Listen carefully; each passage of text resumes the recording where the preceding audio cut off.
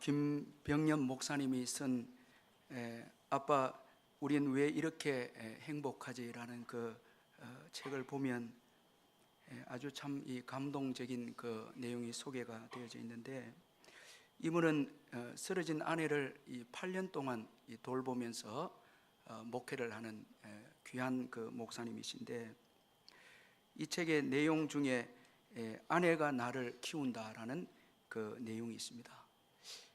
이분이 이 내용을 언급하면서 서정주 시인의 시를 인용하면서 이런 말을 했습니다.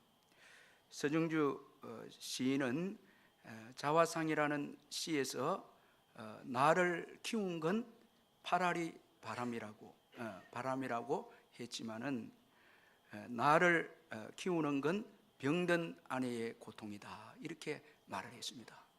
이 서정주 시인은 자기를 키운 것이 파라리 바람이라는 거예요. 이 고난과 시련을 통해서 자기가 컸다는 것입니다.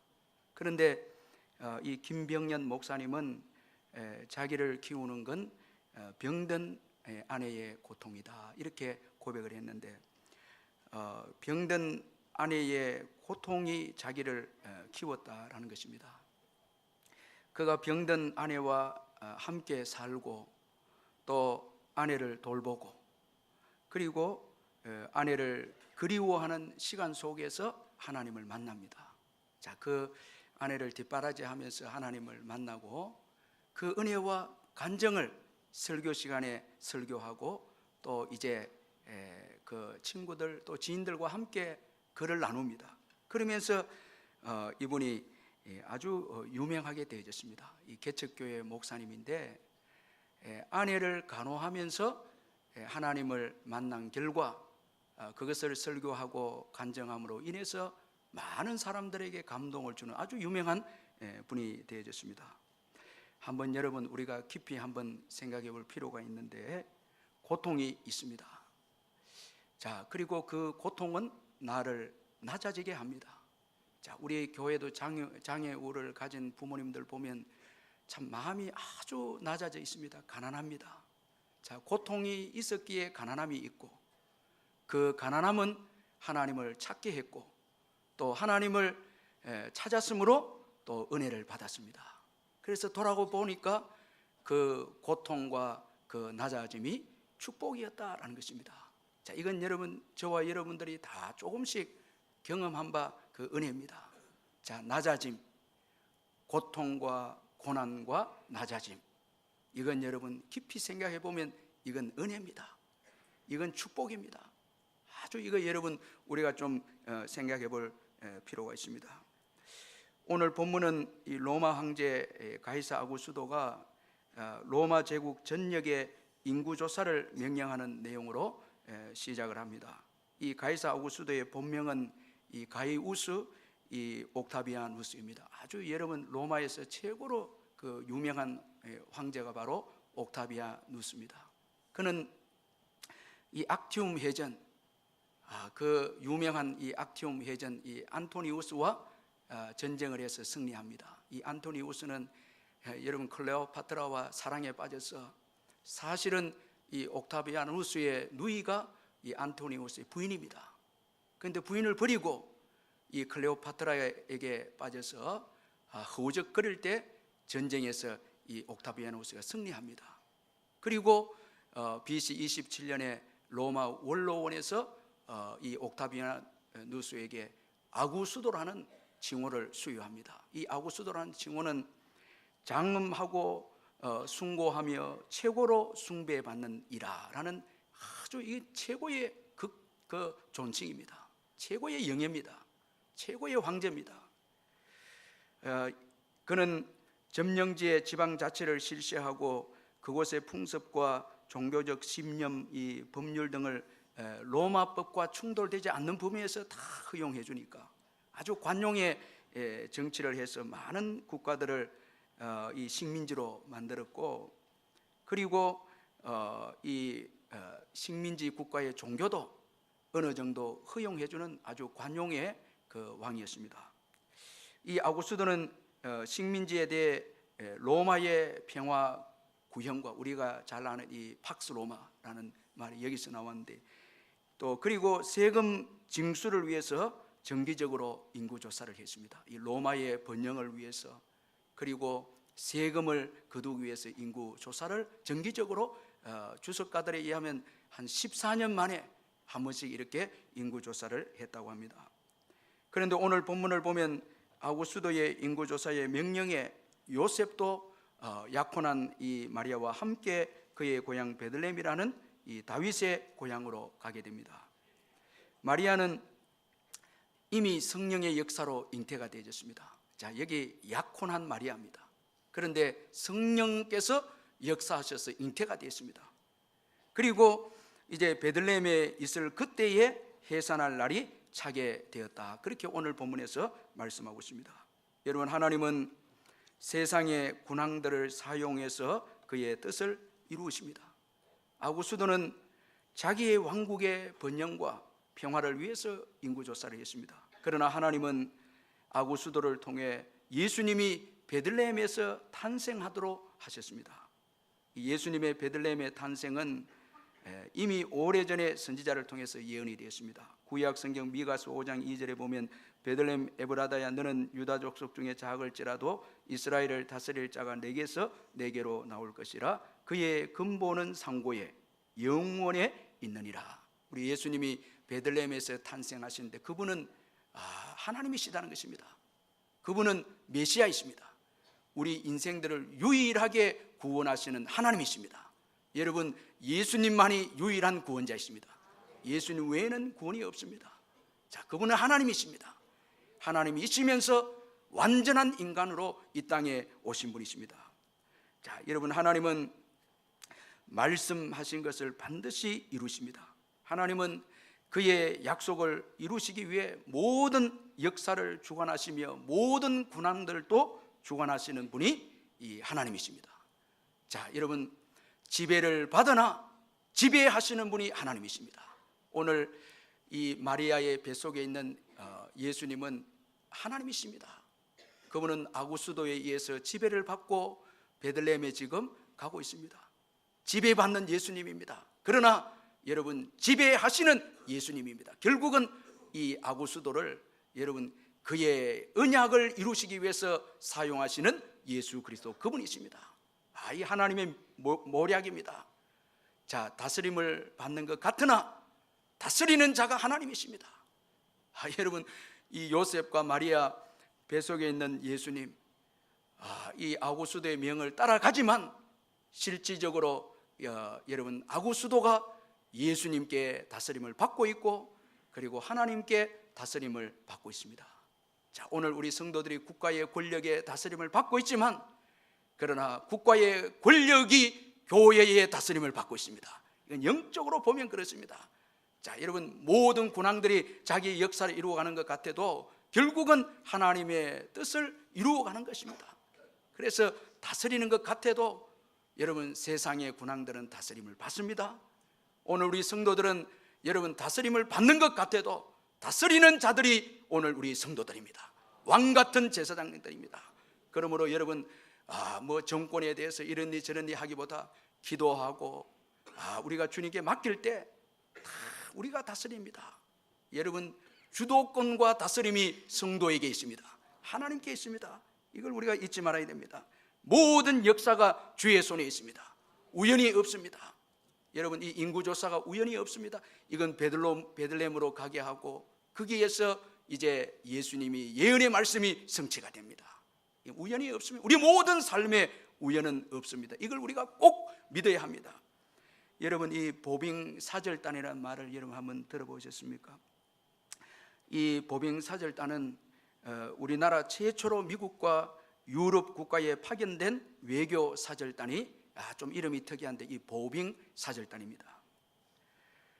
이 보빙사절단의 대표였던 이 명성황후의 조카 민영익은 이 샌프란시스코에서 기차를 타고 워싱턴으로 갈 때에 우연히 옆자리에 앉았던 사람과 이야기를 나누게 되었습니다. 그는 이 존 카우처라는 감리교 목사였습니다. 이 민영익이 우리나라 이 사절단 대표로 미국에 갔는데 기차를 타고 가는데 우연히 옆에 만난 사람과 대화를 하다 보니까 그분이 이 감리교 목사인 존 가우처 목사였습니다. 이 민영익은 우리가 잘 아는 대로 갑신정변 때에 7군데나 칼에 찔리는 큰 상처를 입었고 칼에 찔린 채로 독일 영사관으로 피신을 갔습니다. 우리나라 의사들이 치료할 수 없어서 이 선교사 호러스 알렌, 이 선교사가 민영익을 치료해 주었거든요. 이걸 알고 있었습니다. 기독교 선교사, 그가 나를 치료해 주었다. 이걸 알고 그가 이제 사절단으로 미국에 와서 존 가우처라는 목사님과 만나서 대화하는 가운데 이 기독교에 대해서 좀 알았거든요. 그래서 이분에게 한국에 와서 학교와 병원을 좀 세워달라. 이 기독교는 보니까 좋은 일을 하거든요. 한국에 와서 병원도 세워주고 학교를 세워달라, 이렇게 요구를 한 거예요. 이 존 가우처 목사님이 처음으로 조선에 대해서 알게 됐습니다. 그래서 일본을 통해서 조선에 대해서 알게 되고 연구를 하고 조사해서 이 조선으로 이제 이분이 아주 부자였는데 재정적인 지원을 아끼지 않았는데 이분으로 인해서 첫 번째 우리나라 공식 선교사로 들어오게 된 분이 바로 언더우드와 아펜젤러입니다. 이게 우연이라 할 수 있겠습니까? 민영이 알렌 선교사를 통해 치료를 받고 기독교에 대해서 알고 그리고 우연히 목사라는 이야기 듣고 거기에 한국에 대해서 학교와 병원을 세워달라, 이렇게 했을 때 하나님께서 존 가우처를 통해서 언더우드 선교사, 아펜셀러 선교사를 보내서 자 여러분 여기에서 이 연세대학교, 이화 여자대학교, 세브란스 병원, 배제학당, 이게 전부 세워지는 거예요. 그러면서 복음이 막 퍼져나가고 오늘 우리가 있는 거예요. 여러분 이 한국 근대사를 보면 하나님의 역사가 없이는 설명할 수가 없습니다. 다 하나님의 인도하심입니다. 자 여러분 오늘 요셉과 마리아 참 힘든 길 아니겠습니까? 그 뱃속의 아기를 이제 가지고 이제 그 고향으로 가는데 거기에 또 머물 여관도 없습니다. 자 그런데 여러분 하나님의 뜻은 이루어집니다. 그곳에서 이 미가 선지자의 예언이 성취가 됩니다. 자, 우연이 없고 하나님 말씀 반드시 성취가 되는 것입니다. 자 오늘 우리의 삶도 이 불편할 때도 있고 내가 생각할 때 불행한 것도 있을 수 있지만 자 여러분 다 하나님의 섭리 가운데 있습니다. 여러분 믿으십시다. 자, 국가의 정치도 주의 손 아래 있고요, 자꾸 원망 불평하지 말고요, 우리의 삶도 주의 손 안에 있습니다. 그저 우리는 감사하는 겁니다. 아멘. 모든 거 합력해 주실 것을 믿고 감사하는 거예요. 여러분 자꾸 알려고 너무 하지 마시고 하나님의 뜻이 있다 믿고 감사하는 거예요. 어떤 환경에서도 감사하는 거예요. 그리고 우리가 붙잡는 말씀 반드시 이루어진다 확신하시길 바랍니다. 예수님은 다시 오십니다.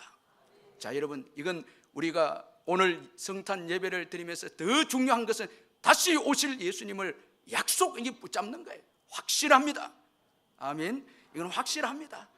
그 다시 오실 예수님을 바라보면서 준비하는 성도, 기름을 준비하는 성도, 이거 얼마나 중요합니까? 더 이상 방탕하게 살고 내 마음대로 살 수 없죠. 약속이 이루어진다면 그 약속을 붙잡고 그 약속을 기대하면서 그 약속의 모든 삶을 초점을 맞추고 그렇게 사는 것이 이것이 지혜입니다. 하나님의 약속이 이루어진다면 그 약속을 붙잡고 살아가야 한다는 것입니다. 자 이제 이 마리아는 베들레헴에서 첫 아들을 낳게 됩니다. 오늘 7절 그 말씀에 보면 첫 아들을 낳아 이렇게 되는데 전에 성경은 맏아들을 낳아 이렇게 표현되어 있습니다. 자 여러분 이 말씀이 중요한 말씀입니다. 자 먼저는 자 우리 예수님은 요셉과 마리아의 여러분 이 첫째 아들이라는 거예요. 그러니까 계속 누가 있었다는 거예요? 동생들도 있었다는 거예요. 이 캐톨릭에서 로만 이 캐톨릭에서는 이 마리아는 예수님만 낳고 이 처녀 동정으로 더 이상 이 자녀들이 없었다. 마리아 숭배의 이 아주 중요한 근거로 삼는데 이건 잘못된 것입니다. 자 첫아들, 맏아들 이건 뒤에 동생들도 있다는 것입니다. 자 그리고 여기 이 첫 아들 아주 중요한 의미는 이건 본입니다.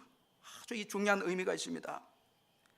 이 첫 아들이라는 말씀은 모든 성도들이 본받아야 할 맏아들이란 뜻이 여기에 담겨져 있습니다. 예수님은 모든 성도들이 따르게 될 부활의 첫 열매입니다. 자, 여러분, 첫 아들, 이 말씀 속에는 우리 예수님이 부활하셨기에 우리도 부활합니다. 이건 부활의 모범이 되시고, 그리고 예수님은 우리 성도들의, 모든 성도들의 신앙의 삶의 또 모범이 됩니다. 이거 잊지 말아야 됩니다. 자, 예수님을 보고 부활을 믿고, 예수님을 보고 여러분 신앙이 어떤 신앙이 좋은가 이걸 확인해야 합니다. 그래서 하나님께서 예수님을 이 땅에 보냈습니다. 우리 모든 성도들 하여금 맏아들 예수님을 닮게 하기 위해서, 그래서 예수님을 보낸 것입니다. 자, 예수님이 오기 전에는 하나님을 어떻게 섬기는지 잘 모릅니다. 여러분 희미합니다. 그런데 예수님이 옴으로 자, 우리가 어떻게 하나님을 경외하고 섬겨야 되는가 이걸 예수님이 보여주었습니다. 자, 예수님을 보는 것입니다. 로마서 8장 29절에 보면 하나님이 미리 아신 자들로 또한 그 아들의 형상을 본받게 하기 위하여 미리 정하셨으니 이는 그로 많은 형제 중에서 맏아들이 되게 하려 하심이니라. 자, 우리 예수님은 맏아들인데 그 아들의 형상을 본받게 하기 위해서 맏아들이 되게 하신 거예요. 참 여러분, 여기서도 이 장남들이 많은데요, 장남들 잘 살아야 됩니다. 이게 다 이 장남들 보거든요. 제가 죄송한데 이 부정기도원에 자주 왔는데 제가 그 집사님과 함께 제가 식사를 한번 대접하는데 간증을 제가 듣게 됐어요. 그 부전 그 기도원의 집사님과 목사님 제가 축복을 많이 받았다 하더라고요. 저는 뭐 그냥 지나가면서 이야기인 줄 알았는데, 그러면서 제가 사업을 좀 했는데 한 5명 정도 사업을 했는데 부도가 나서 기도원에 들어왔습니다 하더라고요. 다 망한 거예요. 다 망해서 들어온 거예요. 그분이 잘못해서 망한 게 아니고 이 뭐 음을 잘못 뭐 이렇게 했어요. 하여튼 억울하게 망했다 하더라고요. 근데 그 권사님이 이제 돌아가셨는데 권사님이 아주 믿음을 잘 살았고요. 이분도 기도원에 와서 성실하게 기도하고 이렇게 잘 살았는데 딸 3명이 다 잘 됐다는 거예요. 이 부전교회를 다니는 그 가정인데 계속 저에게 이야기하더라고요. 그 자녀들 자랑하고 싶어서 그런 것 같아요. 제가 좀 들어주는데 큰 딸은 이 사위가 너무 예수 잘 믿는데 학원에서 뭐 500명인가 50명인가 뭐 그 아이들이 있는 학원의 이 사장이라고 그래요. 그 이야기 하더라고. 둘째 사위는 제가 들으려고 한 건 아닌데 자기가 계속 이야기하는 거예요. 그 둘째 사위는 의사를 하는 거예요. 깜짝 놀라서 그러면 4개 밥을 사야 되는 거 아닌가? 제가 지금 밥 사러 가고 있는데, 셋째는 이 항만청에 다니는 아주 좋은 신실한 기독교인 그 직장이라는 거예요. 부정교회에서 최고 복을 받은 집사님이라는 거예요. 그러면서 이야기하는데 제가 순간적으로 참 이분이 성실하게 기도원에 와서 기도하고 섬기고 하니까 하나님이 자녀들에게 복을 주시는데 그 같은 아파트에 다 사는 거예요. 아주 큰 아파트에 40몇 층 되는 아파트에 다 산다. 아버지를 위해서 이 오피스텔도 마련해 주었다 하더라고요. 그러면서 3딸이 다 같이 사는 거 이야기하는 거예요. 제가 지금 오늘 결론은 뭔가 하니까 이야기 결론은 뭔가, 맏딸이 아주 잘한다는 거예요. 맏딸이 너무너무 아빠한테 잘한다는 거예요. 그 동생들한테 기도원에서 이제 마치고 주일날 가면 아빠가 이제 주일날 가면 월요일 오니까 아빠에게 효도하자, 사랑하자 해서 온 가족이 모여갖고 그 아빠를 위해 격려하고 식사 대접하고 이렇게 하니까 동생들이 다 보고 따라간다는 거예요. 그러면서 너무너무 큰 딸을 자랑하더라고요. 제가 그걸 보면서 참 이 믿음 생활 잘 하시니까 자녀들을 복을 주시고 저렇게 교회에서도 존경받고 사랑받으면서 신앙생활하구나 이 생각이 드는데, 이 맏딸 또 장남 이 중요하거든요. 자, 예수님은 맏아들로서 모범을 보였는데 모든 축복과 행복은 예수님을 닮으면 됩니다. 자, 예수님을 본받으면 됩니다. 거기에 자유가 있고 행복이 있습니다. 모든 삶의 도덕과 윤리와 신앙의 표준은 예수 그리스도 그분입니다. 맏아들이신 예수님이십니다. 자, 그분을 코치로 삼고 감독으로 삼고 사는 인생, 글로벌 인생이 됩니다. 위대한 인생이 됩니다. 예수 그리스도를 주로 삼고 왕으로 삼는 인생은 세계적인 인물이 됩니다. 아주 그건 탁월합니다. 여러분, 요즘도 그래서 지저스 서번트, 이 예수 그리스도의 종된 경영, 예수님의 종의 경영, 모든 이방의 이 기업들도, 믿지 않는 기업들도 예수 그리스도의 종된 경영, 이게 여러분 또 새로운 하나의 학문이 되어버린 거예요. 예수 그리스도의 섬김, 예수 그리스도의 인격, 모든 삶에 보는 예수 그리스도, 그분입니다. 그분을 본받을 때 행복이 있고, 그분을 본받을 때 자유가 있고, 그분을 알 때 행복이 있는 거예요. 구주를 알 때 행복이 있는 거예요. 예수 그리스도를 닮아갈 때에 기쁨이 있는 거예요. 그분을 볼 때 위로가 있고, 그분을 볼 때 치유가 있고 회복이 있는 거예요. 예수 그리스도는 모든 삶의 여러분 본이 되시는 분입니다. 이걸 우리에게 준 거예요. 여러분, 인생이 무너진 것은 여러분 표대가 없기 때문에 무너진 거예요. 기준이 없기 때문에 무너진 거예요. 예수님을 보내주신 거예요. 맏아들로 보내준 거예요. 자, 이렇게 너희들이 보고 따르라라는 거예요.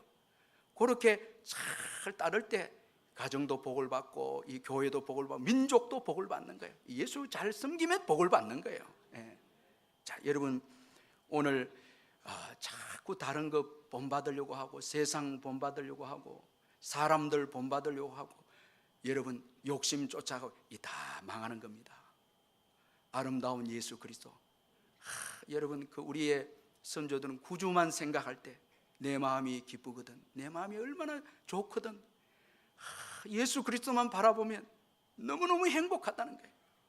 자, 예수 보지 않았기에 원수가 있고, 예수 보지 않았기 때문에 본받지 않았기에 오늘 자유가 없습니다. 예수 본받지 않았기에 염려하고요, 예수 본받지 않았기에 여러분 거기에는 여유도 없습니다. 여유도 없어요. 조급합니다. 그러나 예수 안에 모든 지혜와 보화와 모든 축복이 예수 안에 있습니다.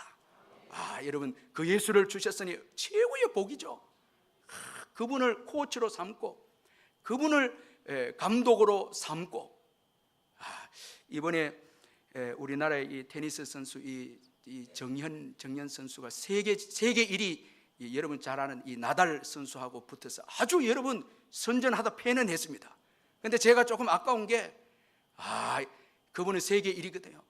우리 정현 선수, 이 테니스 선수가 세계적 이 선수들과 함께 감독들에게 코치를 받으면 1등 하지 않겠나 생각이 드는데, 이 우리나라 좀 한계가 있잖아요. 자, 여러분, 예수 그리스도 그분은 최고의 코치입니다. 최고의 감독입니다. 그분을 연구하고, 그분과 동행하고, 그분과 사귀고, 그분과 함께 할 때 탁월한 리더십을 소유하는 아주 멋진 인생이 됩니다. 아주 멋진 귀한 인생이 됩니다. 이 맏아들, 맏아들, 이거 모델이거든요. 본이 되도록 닮도록 첫 아들 예수 그리스도를 주셨다라는 것입니다. 이게 참 은혜이고요. 자, 그리고 마리아는 예수를 낳아 강보에 사서 구유에 눕혀 두었습니다. 자, 이것은 여러분 여관이 있을 곳이 없었기 때문이었습니다. 비천하고 낮은 곳에 탄생하신 예수님이십니다. 자, 예수님은 하나님과 동등되신 분이십니다. 그런데 이렇게 육신을 입고 비참하게 탄생하셨습니다. 낮아지신 예수님이십니다. 이것은 여러분 우리를 향한 놀라운 그리스도의 사랑입니다. 자, 이 낮아지시면은 그리스도의 사랑이 있습니다. 자, 여러분, 이 사랑은 먼저 겸손입니다. 자신을 내려놓고 자신의 권리를 포기한 사랑입니다. 그는 여러분 하나님이십니다.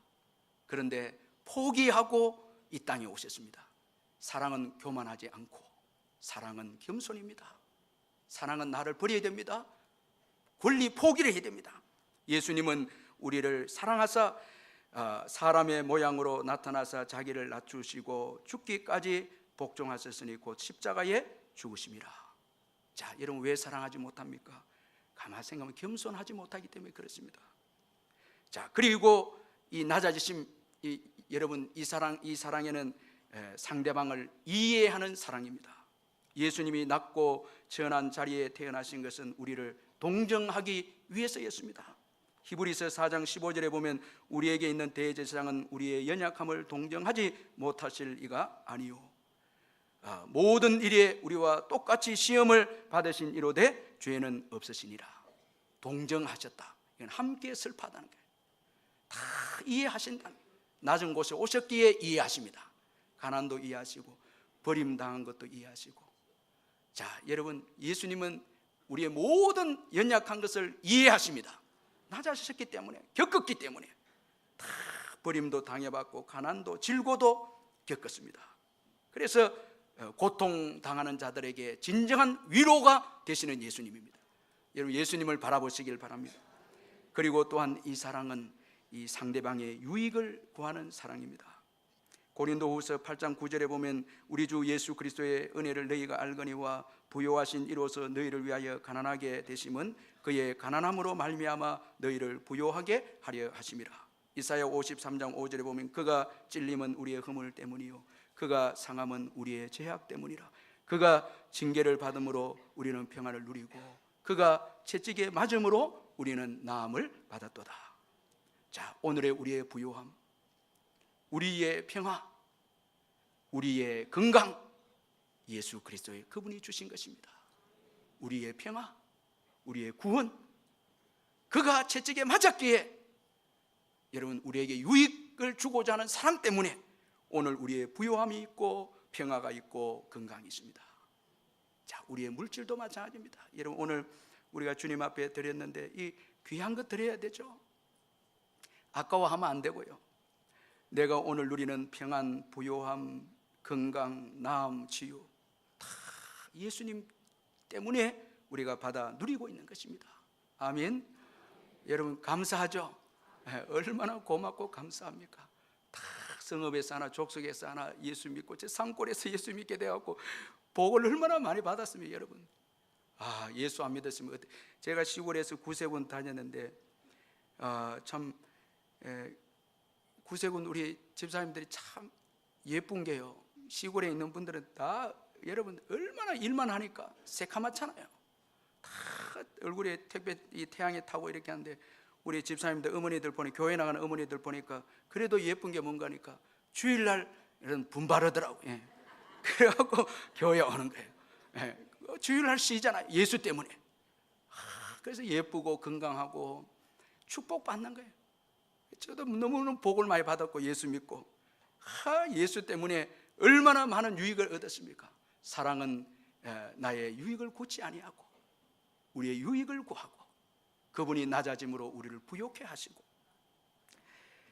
그리고 또 이 사랑은 조건적이지 않다라는 게, 자, 우리 예수님의 오늘 낮아지심 보면 이 여관도 없습니다. 자, 그의 땅에 오셨음에 그의 백성이 영접하지 아니했습니다. 세상도 그를 알지 못했습니다. 다 거부했습니다. 자, 여러분, 이 사관이 없다, 여관이 없다, 이건 여러분 악한 이 세상을 보여주고 있습니다. 그 여러분 아기를 가진 자를 위해서 방을 내줄 사람이 하나도 없다는 게 다 이기적입니다.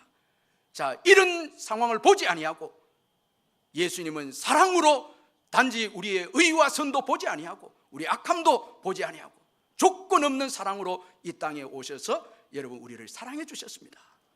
자, 여러분 오늘 그 사랑을 우리가 받았거든요. 그래서 우리도 조건 없는 사랑을 해야 됩니다. 아멘. 조건을 붙이니까 불행합니다. 자격을 붙이니까 불행합니다. 자꾸 저 사람 내게 잘해주고 내가 사랑해, 이것 때문에 망가졌습니다. 이것 때문에 다 괴로운 거예요. 사랑을 못하는 거예요. 그저 여러분 받아주면 됩니다. 그저 받아줘야 되는 거예요. 그리고 마지막으로 이 낮아짐의 사랑은 진리와 함께 기뻐하는 사랑입니다. 자, 이 낮아짐은 하나님 나라의 이 통치 원리입니다. 하나님 나라, 진리인 하나님 나라를 가져왔습니다. 그리고 하나님 나라의 삶의 원리는 바로 섬김입니다.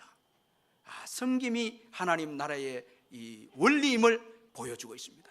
자, 여러분, 이 땅에서는 권세를 잡으면 높아지려고 하지만은 그러나 예수님은 이 땅에 오셔서 참 복은 낮아짐과 겸손과 주는 것과 섬김을, 하나님 나라는 섬깁니다.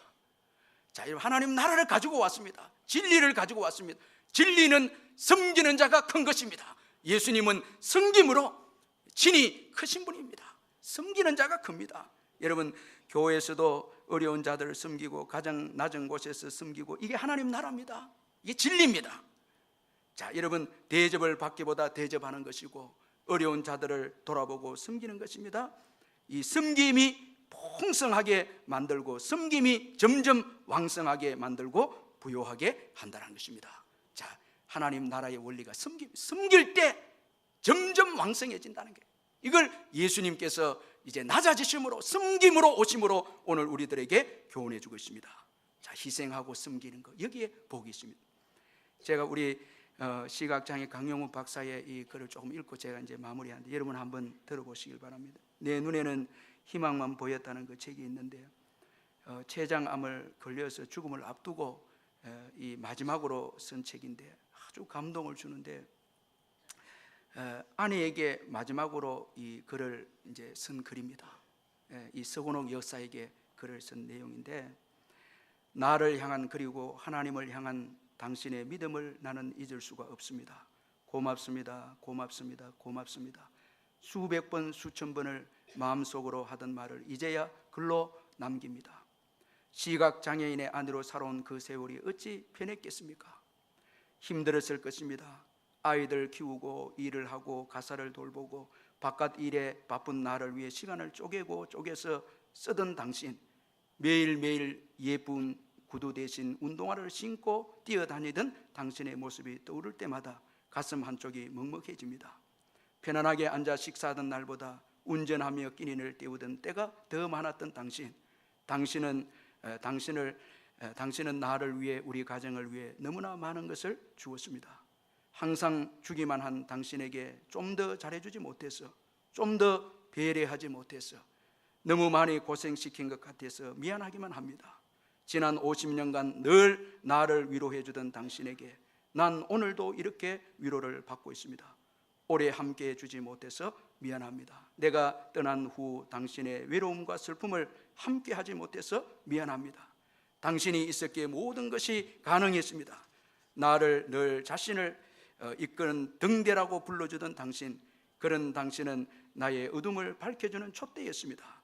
아직도 봄날 반짝이는 햇살보다 눈부시게 빛나는 당신을 난 가슴 한가득 품고 떠납니다. 사랑합니다. 사랑합니다. 사랑합니다. 그리고 고마웠습니다. 이렇게 고백한데, 이 서건옥 여사가 그리스도의 사랑으로 시각장애인 된 자기보다 나이 많은 학생을 인도자로 자기가 인도해 주기를 원했고, 나중에 남편이 돼요. 섬깁니다. 그리스도 안에서 섬깁니다. 사랑합니다. 그 섬김과 희생이 명문 가문을 만들어냅니다. 시각장애인을 세계적인 인물로 만들어냅니다. 이게 사랑입니다. 섬김과 희생만 있다면 여러분, 아주 부요한 하나님 나라가 이 땅에 임하게 되는 것입니다. 여러분, 낮은 곳에 태어나신 예수님은 딱 한 가지입니다. 우리를 사랑했기 때문입니다. 그 이상도 이하도 없습니다. 사랑했기 때문에 낮은 곳에 태어나셨습니다. 이제 이 사랑을 받은 저와 여러분은 예수님처럼 낮은 곳으로 가야 합니다. 자, 여기에 참된 행복이 있고 미래가 있고 풍성한 하나님 나라가 있습니다. 기도하겠습니다. 사랑의 하나님 아버지,